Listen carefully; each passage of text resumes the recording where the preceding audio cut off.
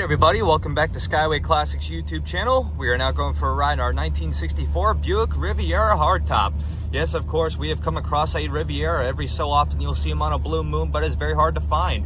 Even so, you may remember one of the only movies where you've seen this car was in Roadhouse with Patrick Swayze. Though I can't say that car was in any condition to the one we are driving here, but looking into the one we have featuring an Arctic Way exterior. As you will see, it does correspond to the code CC on the trim tag. It is very nice to have a car that corresponds with the original color, but even so, looking at it, it is a long automobile, having a nice lower ride style profile, with even so its appropriate Riviera 5-spoke wheels and newer style white line tires. But looking at the front, you will see we have our standardized bug headlights. We have a long bow automobile, even us to a bigger trunk.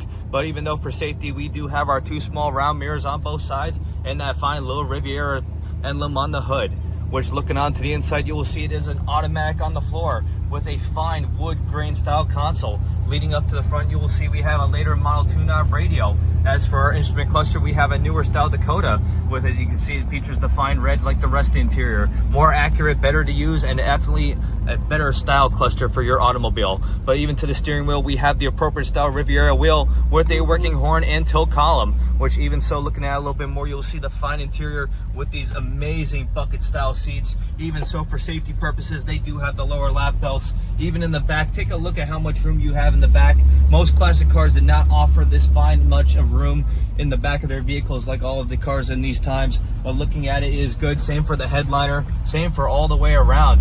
Looking at it is just the kind of automobile you want. Even so, featuring the manual control for the driver mirror, you have vent windows and even so power windows.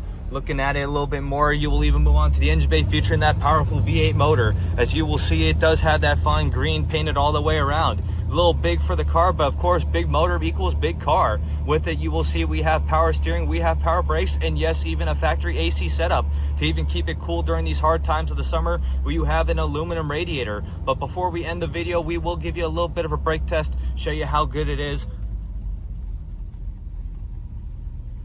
And even so, just as solid as everything else on this car, which even looking at the underside is a full big beast under there. Cross-side full frame, and even so a healthy sounding dual exhaust system. But as for now though, we are just going to get it turned around and up on the lift. So if you have a moment folks, please stay tuned with us to see the underneath.